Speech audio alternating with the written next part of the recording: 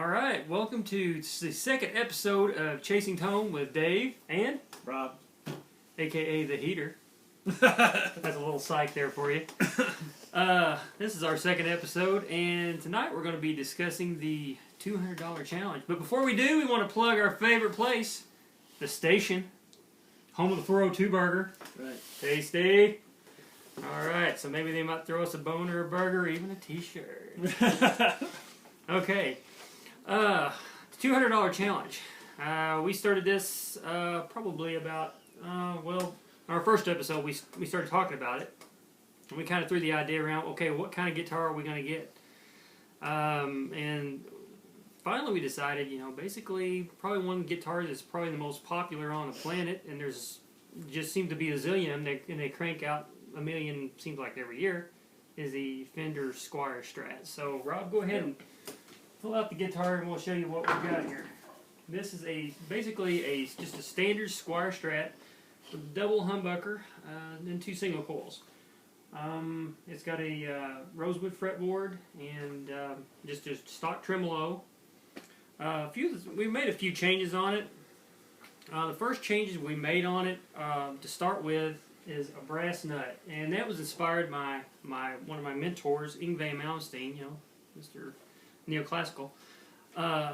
He started putting those on his guitar, and it just really, I think it really kind of brightens up the sound of it, and it tends to make the strings, I think, where you can use a vibrato a little bit better.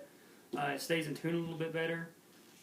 So that was the first change we made. You can buy those on eBay or pretty much any guitar supply store for anywhere from about $12 to $18. The second thing we done is we changed the tone cap. It's the cap for these two tone pots right here, and actually they're kind of wired, I guess, in parallel in this, so it's just one cap, and I think it was a .04 microfarad. You didn't really like the sound of it, did you? Too trebly and stuff. Too trebly. You went to a 2, right? I went to a 2 microfarad. So what that basically done was just kind of get it a little darker sounding, without so much treble. There's still some tweakability in this, obviously. And, with this, not anything hard and fast that we've decided to do with it just yet. So we may end up doing something completely different. It really has a lot to do with what we're going to do with our pickups. Because if we change the pickups, and our plan is to rewind these pickups at some point, we're going to do that ourselves. And it's probably going to change the tone of the guitar, obviously. If we overwind them, it's definitely going to change it. So then we're going to have to probably change tone cap. Next thing we've done is set the intonation. So that's just basically tuning the guitar to itself. And, you can pretty much get on, I'm not going to go into a whole lot of that, but you can get on YouTube. There's about 1 million guys out there to show you how to do that. We set the intonation on it and got it to where it's in tune with itself, and that seemed to... And that's important with these cheaper, you get a cheaper guitar like this, more than likely the intonation's going to be off on it, but it's not, it's an easy fix. Yeah, so... basically, if you're going to buy one of these guitars, I give $50 for this guitar. I got it through Guitar Center's website, and you can walk into pretty much any Guitar Center, you can walk into any pawn shop almost, and find a $50 guitar to do this to. That's why we picked the Strat. We wanted to make it to where anybody that's watching this can go out and get one of these guitars and just do the little simple modifications that we've done and create a really nice playing guitar. The next thing we done is we removed one of the springs in the back, and we'll show you kind of what we did here. Of course, how you position your springs is to how much tension you're going to have on your vibrato. And really, it's up to you how much tension you want. But I will caution you, if you move your springs in, too far, you could end up having less tension. Your guitar's going to fall out of tune more. So you want a certain amount of tension, obviously, on your vibrato, just to be able to keep it in tune. Because the guitar is a balancing act when you're dealing with vibratos and things of that nature. If it's a fixed bridge, then basically, yeah, it is what it is. It is what it is. But with a vibrato, you ended up you have to balance it. So sometimes you need to add another spring. I mean, if you're really going to be rocking it, and you've got a lot of hand strength, and you don't mind really really bending down on it, you can get away with that. But you know, that's one of the things that it's just going to be up to you how you want to do it. We just decided to settle for 2 springs at this point. I was shocked that it had 3 in it when we got it, right? Yeah, it had. I was shocked at the amount of tension it had. I mean, you had to really lay on the whammy to get any kind of vibrato going on. You know what I mean? So, I mean, it had really good stiff springs, and I mean that's whatever. I mean, I'm sure it's whatever came from the factory. I don't think this thing's really been modded, other than the fact somebody stuck some knobs on it that, you know, was not obviously stock. So, but that was an easy fix. You took 1 spring out, and it pretty much feels normal now. So.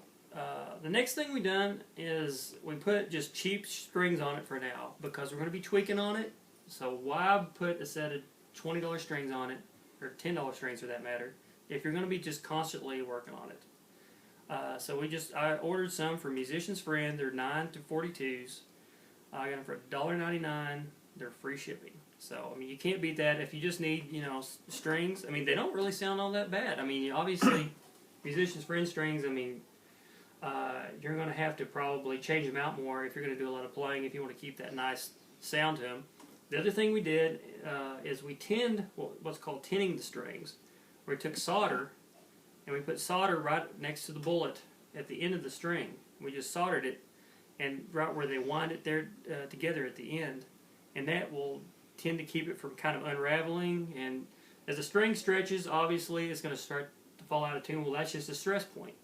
If you tin your string, it only took us probably 2 minutes to tin the strings.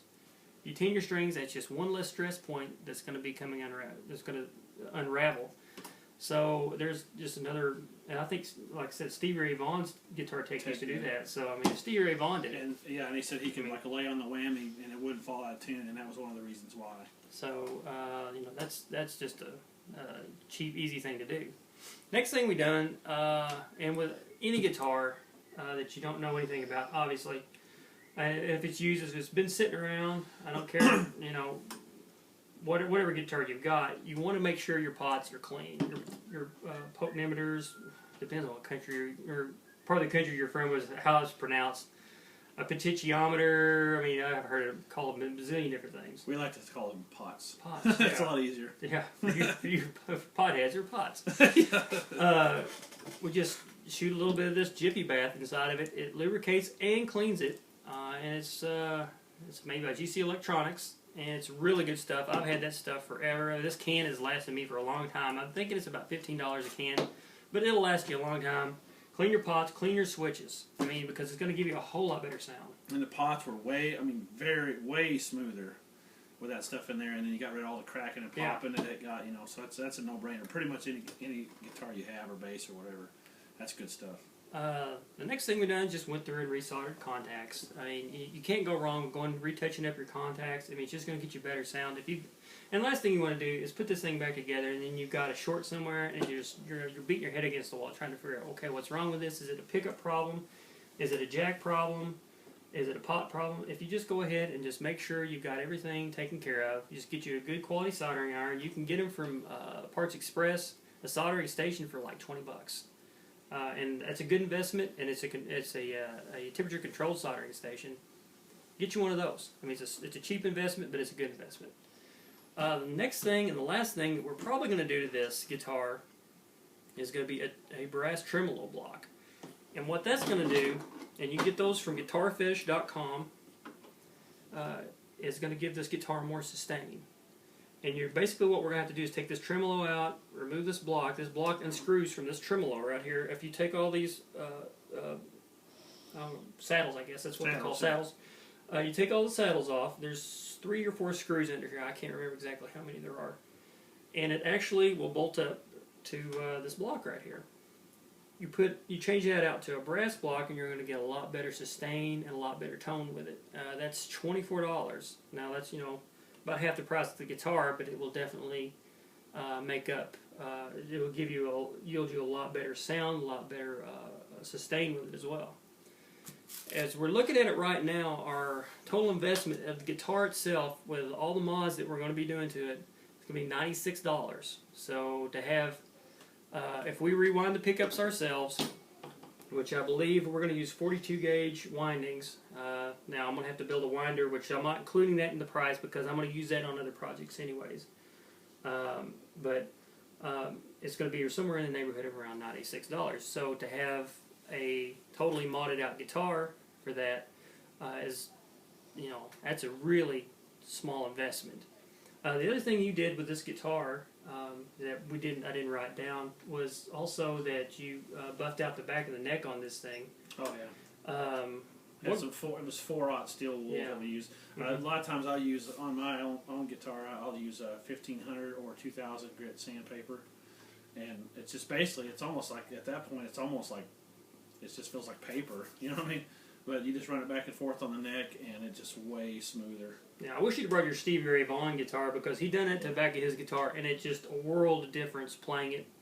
Your hand, it just feels like you get a lot more speed running up and down the neck. Oh, it's way better. And in my opinion, when you take it down like that and get that little bit of that finish off the back like that and get it smooth, you don't have the artificial stuff. You get your hand oils and stuff get in it, and it just feels way better when you play. You're starting to sound a little like Eddie. Yeah. Hey, well, there you go. We're chasing tone. We're chasing tone. That's true. The other thing that we're doing is we'll set that down. Is the amp portion of it. Now we're kind of on the fence on this. The amp, I found a Fender g-dec Junior. It's just a small little amplifier that actually comes with a speaker in it. I found a chassis that was non-functioning on eBay, and I ended up buying it on eBay because I like just to work on stuff. I just like the challenge of fixing things. Found it. It just had a little pico fuse, a little dollar fuse that was bad in it. Just had to unsolder it from the board and replace it. And I got it for $13. So I'm thinking that might be the chassis that we're going to build around to build this amplifier. And I forgot to bring it upstairs to show it to you. But it does have a gain, volume, and tone control on it. It has 7 different modeling sounds. It has 5 different effects. The feature I like about this little amplifier is it also has a backing track loop. And yeah, that was cool. Okay, what's this? It's actually what it does is it will play a bass and drum backing track to it. It has separate controls for tempo, key, and 15 different rhythms on it. So that kind of makes it, kind of a neat feature, as far as an amplifier goes. I was really wanting to go more towards 2, but I really haven't found anything that I like that can keep us under $200 at this point. So at this point, I think we're probably going to go with this. What it'll do is it's going to give us some flexibility as far as building a 112 cabinet to go under this. So what we're going to do is turn this amplifier chassis into a head, and then we're going to just build a 112 cabinet to go under it. And we can cover it in vinyl. Kind of like the Hagar amp, we're going to basically do a kind of the same type of covering with that, but we haven't decided on a color yet. But that's kind of where we're at on this project. I'm hoping, within the next 2 to 3 months that we can have this project completed. Obviously there's still some room for us to kind of wiggle on this. We might end up doing something different with the amp if we can find something that would be, a little better to our liking, but at this point, I think probably this is going to be the amp that we're going to go with.